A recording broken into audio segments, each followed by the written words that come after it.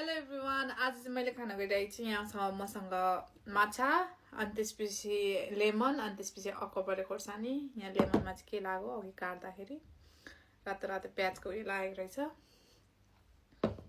अनि अचार छ अलिकति। अनि त्यसपछि यहाँनिर पनि छ के अरे पुगेन भने चाहिँ यो पनि खान्छु। अगाडि मैले खानुभन्दा अगाडि अघि मेरो टी सर्टले खाइसक्यो कि यहाँ कस्तो रिस उठेको कि मुसेर खान्छु है त। अब दुईटा अक्कबरे खोर्सानी छ मसँग, तर सब्जीमा पनि पिरो पिरै हालेको छु। अनि त्यसपछि अचारमा पनि हल्का पिरो पिरै छ।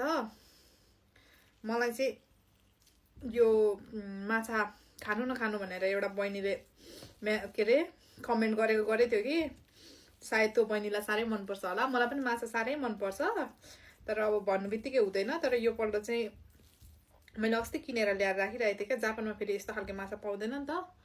नेपाल पसलमा पनि आउनु गाह्रै नै पर्छ, कहिलेकाहीँ चाहिँ हुन्छ। त्यतिखेर भएको बेलामा चाहिँ किनेर ल्याइराख्छु क्या, पाएको बेलामा। अस्ति चाहिँ पाएकोतिर राखिरहेको थिएँ, त्यही भएर यो चाहिँ बिचरा त्यो बहिनीले भनेको थियो, त्यही भएर पोस्ट गर्दैछु है त। फर्स्ट बाइट खाएँ है त।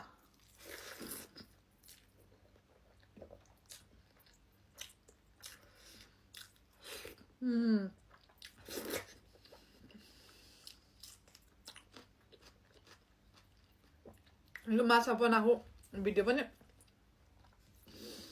हाल्नेछु, प्रोफाइलमा गएर हेर्न चाहिँ नबिर्सिनु होला है, नहेर्नु भएकोहरूले चाहिँ। मिठो, जापानमा यस्तो खालको माछा पाउँदैन नि त।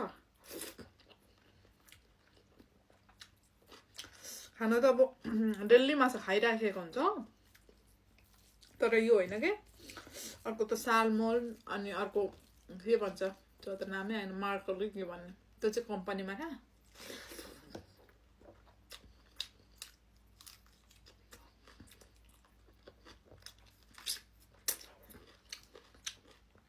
त्यो चाहिँ डेली खाइन्छ खानु चाहिँ कम्पनीमा, तर अब यसरी खाइँदैन पकाएर।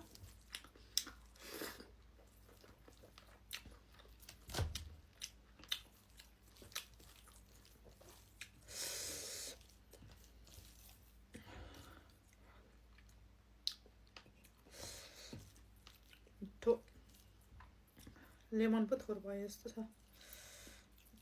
ल्याउनु पर्छ जस्तो। अब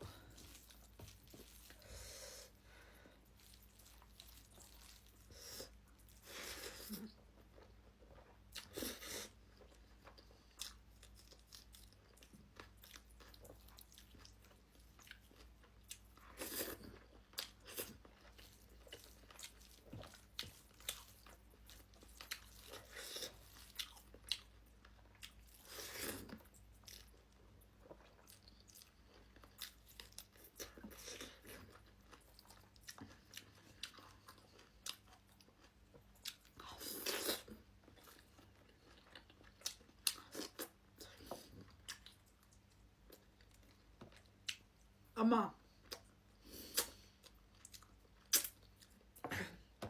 जाडोमा, गर्मीमा भन्दा जाडोमा माछा लास्ट मिठो हुन्छ है।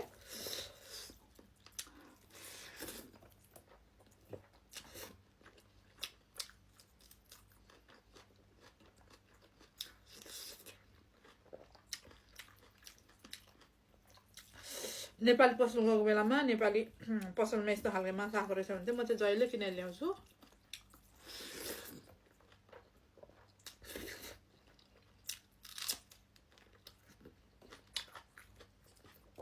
तर जापानकै माछा चाहिँ किनेर ल्याउँदैन क्या। जापानको माछा त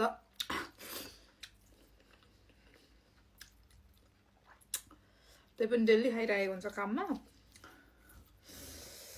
तर उनीहरूले अब यसरी पकाएर खाँदैन। उनीहरूलाई छक्क पनि लाग्छ यसरी।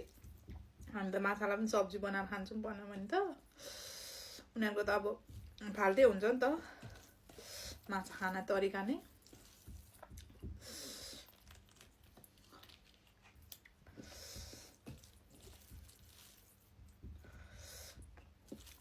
म त यस्तो खालको मान्छे हो कि माछा मासु जे भनौँ जे रुच्छ क्या मलाई।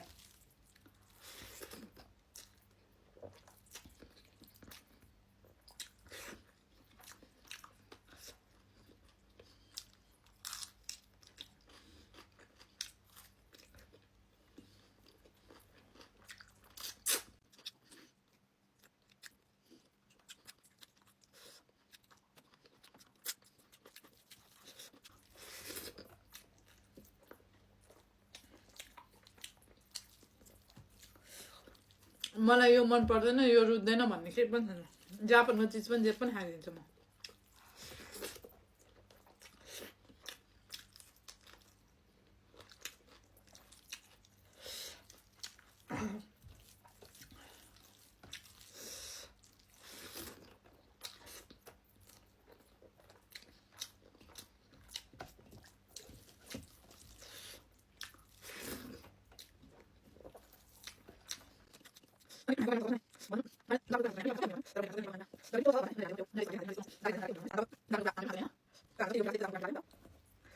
यो माछाको यस्तोमा भएको यो बोसो हुन्छ नि यो बोसो चाहिँ लास्ट मनपर्छ फ्याटी चाहिँ लास्ट मनपर्छ मलाई माछाको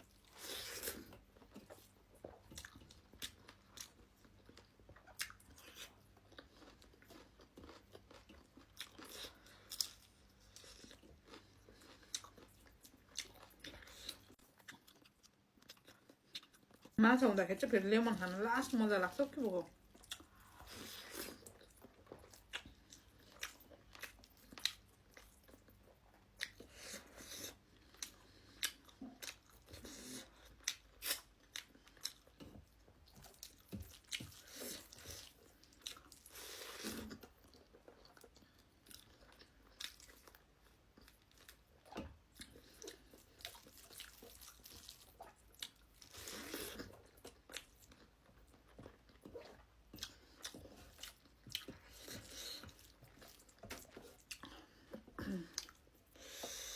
दामी